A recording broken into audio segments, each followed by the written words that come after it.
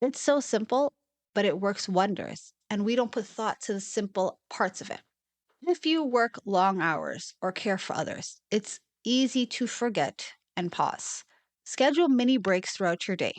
Even if it's for a few minutes, step outside for fresh air, do some gentle stretching, or simply close your eyes and take 5 deep breaths.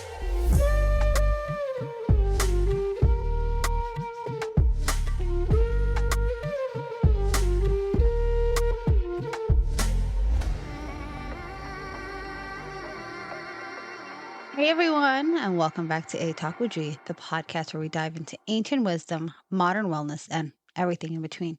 I'm your host, Gia, and I'm thrilled to actually go through today's episode. Today, we're going to talk about something that I know was a huge challenge for myself and for pretty much a lot of us out there. It's how to bring the wisdom of Ayurveda into our busy modern lives. If you've been tuning in for a while, you know that Ayurveda is all about balance. We've discussed the doshas, talked about the power of pranayama and breathing.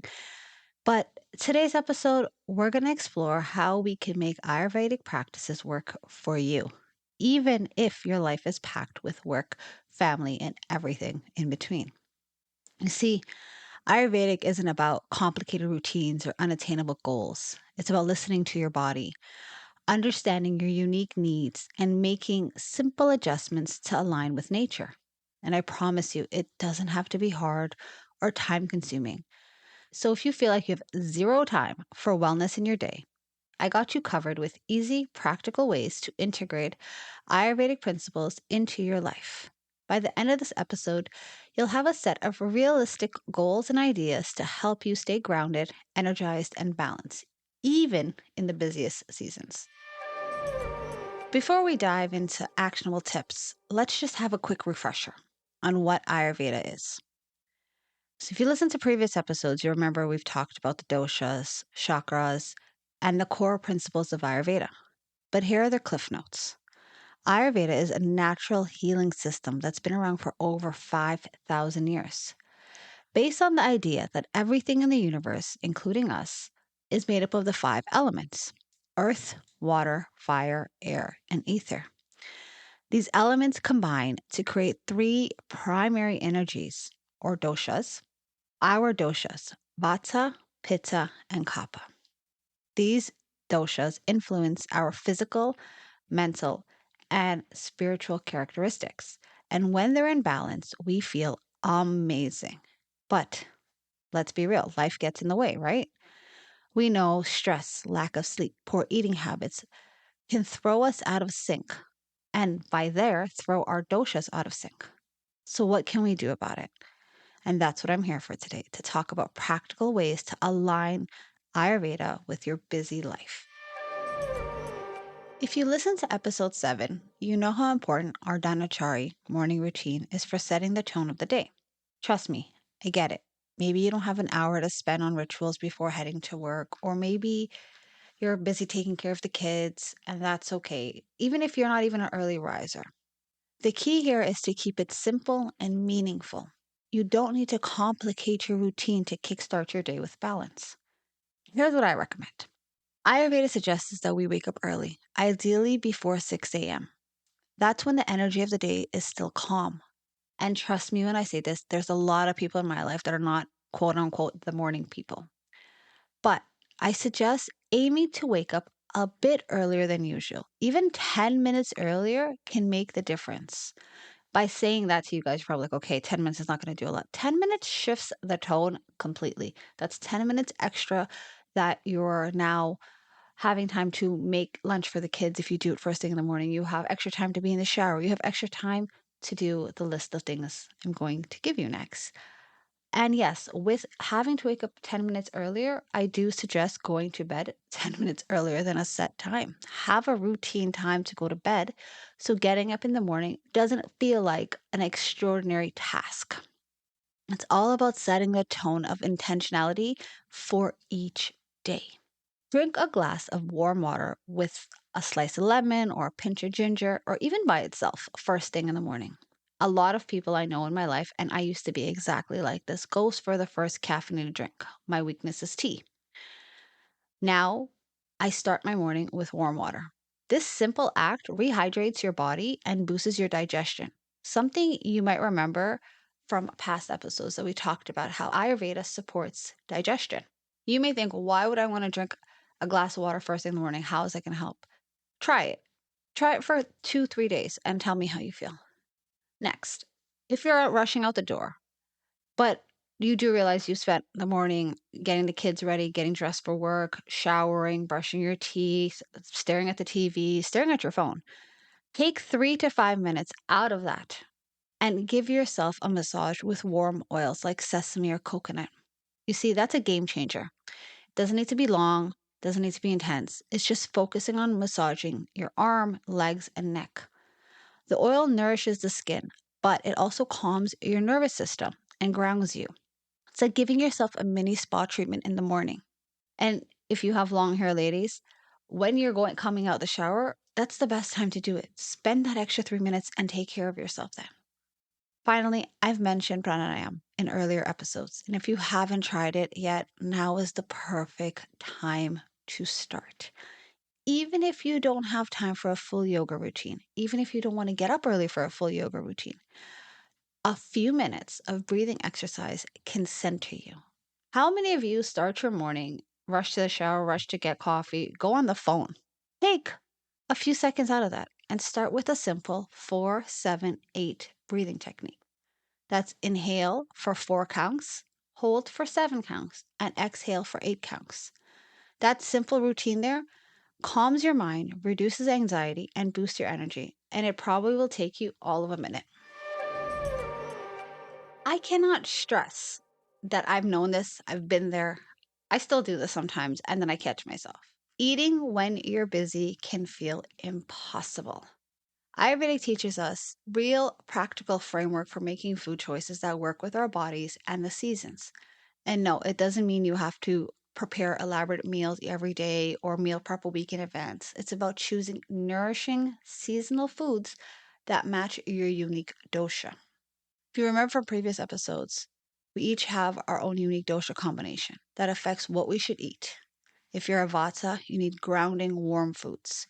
Pitta types do best with cooling foods, and kapha types should focus on light, spicy foods. With that said, depending where you live in the world, depending how crazy your schedule is, fast food options are not going to give you that nourishment that you need. Try to keep that in mind instead of running for McDonald's or Burger King. And I have nothing against them, trust me. It's always good for a quick stop. Try stopping at the grocery store or stopping at a health food place and grab something that works with your dosha. Next, mealtime is key. It's everything. Most systems for health recommend eating your largest meal around lunchtime when your digestion is the strongest. However, if you're running short on time, focus on a hearty, balanced lunch that fuels you. And then in the evening, you can have a lighter dinner that's easier to digest. Something like vegetables and stir fry or soups work well for the later evening portion. But at lunch, it's when you should focus on getting your protein, depending on your dosha type. You should get some of your grains in, whichever works. And I cannot keep saying this, guys. Keep it simple and whole. It doesn't have to be complicated. Focus on whole, fresh foods. A simple quinoa bowl with roasted vegetables or a salad with green and lean proteins can easily be made under 30 minutes, batch cook for a week, and also saves time. So, for our meal preppers, this is perfect for you guys. Try to eat more things that work that are not going to make you feel out of balance. Take a few minutes before you eat, pause, breathe, and appreciate your food. You see, this busy world we live in, we're always in a rush. Like, let me eat this meal in 10 minutes so I can go back to work, or let me eat while I'm driving. The key to aiding digestion and feeling satisfied after a meal is trying to eat without distractions like phones, screens, driving quickly, rushing back to work. Try and respect your food like you respect someone else's time. That time you're sitting down to eat, be respectful and mindful that that 30-minute lunch or that hour lunch is dedicated to you. Maybe you spend half an hour eating only, and if you have an hour lunch, and the other half an hour doing something. But try and be respectful of your body and how you treat the food you're putting in. Spend time with yourself when you're eating. We all know it. Stress is inevitable, especially when you're juggling a million things. Trust me, I know. I'm just doing the same things you guys at the same pace. But Ayurveda has taught me something amazing and has given me amazing tools to manage my stress and calm my nervous system. And the best part is, you don't need to meditate for an hour to feel the benefits. I stressed this earlier in the episode. I've stressed this in many other episodes. I even had a whole episode on this. I cannot say it enough about the power of breath work. In stressful moments, try calming your breath first. Your mind is going a mile a minute. Try an exercise that is going to calm, that is going to make you more present. Try inhaling deeply and then humming on the exhale. By doing that, there's a vibration that's soothing you. It's kind of like having someone rub your back while you're going through a moment. It's so simple, but it works wonders. And we don't put thought to the simple parts of it. If you work long hours or care for others, it's easy to forget and pause. Schedule mini breaks throughout your day. Even if it's for a few minutes, step outside for fresh air, do some gentle stretching, or simply close your eyes and take 5 deep breaths. You cannot do it all. You cannot expect that, like, you're just running through the day breathing. No, you have to pause and be mindful of your breathing. You're only going to hurt yourself in the long run. Finally, herbs like ashwagandha, tulsi, and brahmari are amazing for calming your mind. You can find them in teas, supplements, and even essential oils to use throughout the day. A cup of calming chamomile tea before bed can also help you unwind. And we don't give tea enough credit because everybody's in a coffee world. Believe me, trust a good cup of tea. It takes you a long way. I mentioned this at the beginning of the segment that sleep is essential for recharging your body along with waking up early. With that said, your body, mind, and spirit need nourishing sleep, and busy days can make it feel hard to wind down. Try a calming evening routine or create a calming evening routine to prepare your body for a restful night. Here are a few simple practices that work wonders. I've tried them, I've suggested them to people, they love it. Try a warm bath with calming oils or herbs like lavender can help ease the muscle tension and promote relaxation. If you don't have time for a bath or you just have a stand up shower, try a warm shower. Try to actually be present in the shower while your mind is not racing 20 different places. If you are having trouble winding down, sip on a herbal tea that promotes sleep. Instead of drinking other beverages before bed, try and have a tea that'll calm your nervous system.